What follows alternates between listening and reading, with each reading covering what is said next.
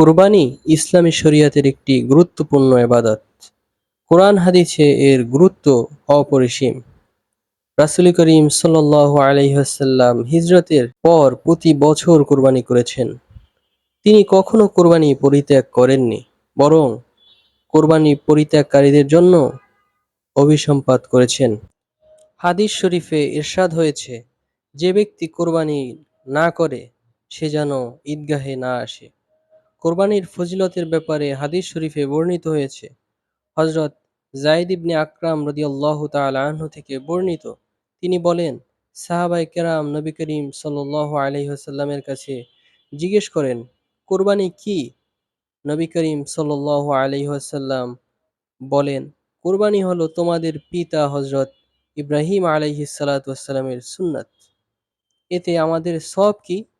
তখন রাসূল সাল্লাল্লাহু আলাইহি সাল্লাম বলেন, কোরবানির পশুর প্রত্যেকটি পশমের বদলায় একটি করে সওয়াব রয়েছে।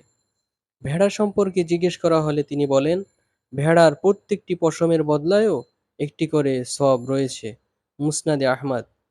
হযরত আয়েশা রাদিয়াল্লাহু তাআলা আনহা থেকে বর্ণিত একটি হাদিসে রাসূল সাল্লাল্লাহু আলাইহি ওয়াসাল্লাম বলেন, কুরবানির দিন কুরবানির চেয়ে উত্তম আর কোনো আমল নেই।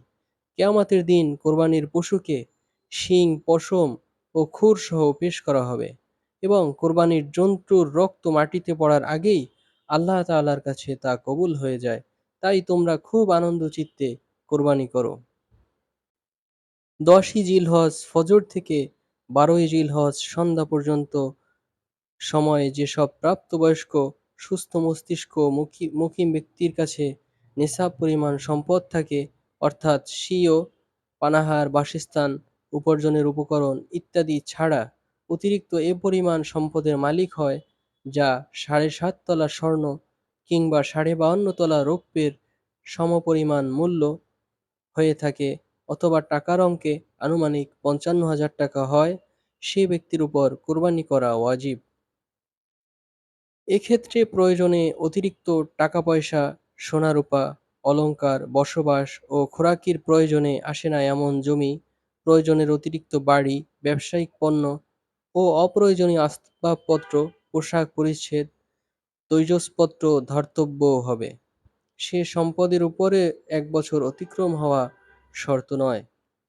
পাগল ব্যক্তির কাছে যদি নেশাব পরিমাণ সম্পদ থাকেও, তাহলে তার উপর কোরবানি ওয়াজিব হবে না। মুসাফিরের উপর কোরবানি ওয়াজিব নয়। মুসাফির ব্যক্তি কোরবানির দিনগুলো অতিবাহিত হওয়ার পর যদি বাড়ি ফিরে আসে, তাহলেও তার উপর কোরবানি কাজা করা দরকার হবে না। প্রত্যেক ব্যক্তির জন্য নিজের পক্ষ থেকে কোরবানি করা ওয়াজিব। তার স্ত্রী, ছেলেমেয়ে ও বাবা-মায়ের পক্ষ থেকে কোরবানি ওয়াজিব নয়। যার উপর কোরবানি ওয়াজিব নয়, সে কোরবানির নিয়তে পশু ক্রয় করলে সে পশু কোরবানি করা তার উপর ওয়াজিব হয়ে যায়।